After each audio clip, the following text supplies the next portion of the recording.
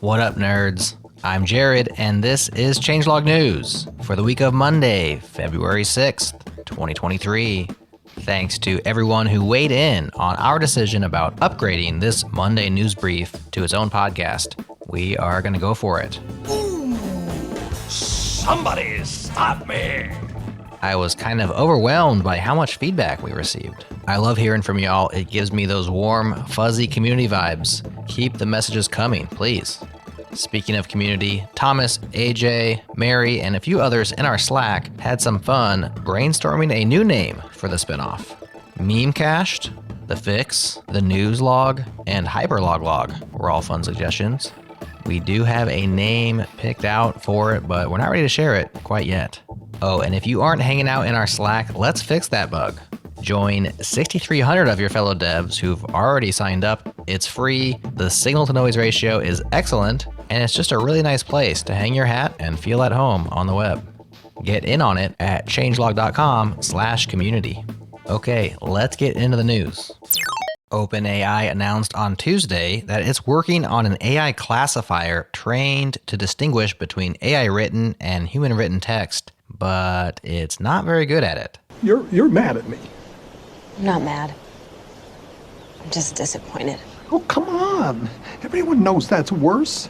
In their evaluations, the classifier correctly identified 26% of AI-written text while incorrectly labeling human-written text as AI-written 9% of the time. This looks to me like the beginning of yet another cat and mouse game, but this time OpenAI is playing the roles of both Tom and Jerry. Text isn't the only battlefront in this generative AI arms race. We see the same game being played in video, where GANs, generative adversarial networks, are being used to create deepfakes, and other GANs are being used to detect deepfakes. What I haven't seen yet, and let me know if you have, is any efforts to detect AI-generated code. Sounds like a hard problem to solve. Maybe someday AI will get so good at generating code that you can detect a human having written it merely by the presence of bugs. Nova and Myles Byrne from Bradfield School of Computer Science have published a guide to teach yourself computer science. This is perfect for bootcamp grads and self-taught engineers who can get the job done but would benefit from deeper knowledge of core computing concepts. Oh, back to school to prove to Dad that I'm not a fool. I got my lunch packed up, my boots tied tight. I hope I don't get in a fight. I love this for two reasons. One, we had Oz on the show a few years back, and I'm convinced that he's a legitimately good teacher of this stuff. Two, as it says on their website, there are so many resources out there these days, but some are better than others, and you usually don't want another listicle of them. What you do want is answers to these questions. Which subjects should I learn and why? And what is the best book or video lecture series for each subject? TeachYourselfCS.com is their attempt to definitively answer these questions. The TLDR of the guide is the following. Quote, study all 9 subjects listed below in roughly the presented order using either the suggested textbook or video lecture series, but ideally both. Aim for 100 to 200 hours of study for each topic, then revisit favorites throughout your career. Charles Genschwap recently realized that all the various programming philosophies can be boiled down into a simple statement about how to work with state. For example, object-oriented programming says modifying a lot of state at once is hard to get correct. Encapsulate subsets of state into separate objects and allow limited manipulation of the encapsulated substate via methods. Meanwhile, functional programming says modifying state is hard to get correct, so keep it at the boundaries and keep logic pure so that it's easier to verify that the logic is correct. Charles goes on to apply this state-oriented thinking to declarative programming, imperative, monoliths, microservices, and service-oriented architecture. It's an interesting thought experiment, if nothing more, and it does show how difficult it is to reason about and manage the state of things in our programs. This just in.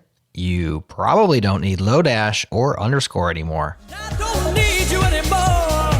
They are solid JavaScript utility libraries and are widely used by front-end devs, but modern browsers have built in many of the utilities that they provide.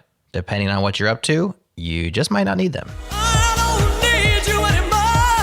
To help you make that determination, the You Don't Need community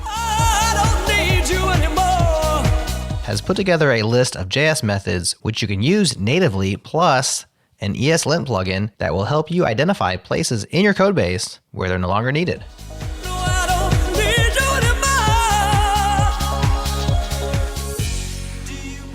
Now, if you're working server-side with Node or Deno, pulling in a utility library is a relatively low-cost endeavor.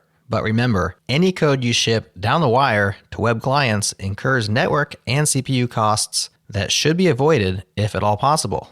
So, if you're using Lodash or underscore, especially in your front end, check out this list to make sure you really need to be. Waseem Daher is the CEO of Pilot.com, and he still personally emails every new customer and offers to get on a call with each of them. Many startup founders balk at this, especially because he does it entirely manually. Waseem says this about their reactions. Quote, "This reaction is an example of a prevalent founder behavior, a tendency to think that everything needs to be made scalable, and therefore you either need to A, simply not do unscalable things, or B, build processes that let you do them more scalably," end quote. He's talking about scaling a business, but all of the same principles apply to software. Because seriously, name a business that isn't built on software these days. Some things should be built to scale, other things shouldn't. Deciding which is often the hard part. We had a great discussion about this with Rachel Potvin, who has scaled engineering teams to huge sizes at both Google and GitHub. I asked her precisely this question about knowing when to build for scale and when not to. That episode drops on Friday, February 17th. That is the news for now. If you're excited about our upcoming changes to the show or are concerned you'll miss the transition, don't worry about it. We'll make sure everyone is informed as we roll things out. Oh, and hop on the master feed or changelog++ if you're nasty, and you'll automatically get every episode of every podcast we produce. We'll be back in your earholes on Friday with Nathan Sobo, one of the primary developers of GitHub's now defunct Atom editor. Atom may be dead, but Zed is not dead. Who's Zed? Zed's dead, baby. Zed's dead. Have a great week, and we'll talk to you again real soon.